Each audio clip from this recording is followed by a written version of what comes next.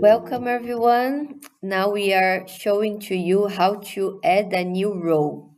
So basically we are here under access control, under the tab rows, and you can come here in this button and create a row, right? So the row name will be operator, right? And then the row description is operator access. In this case will be for the user, so I save this row.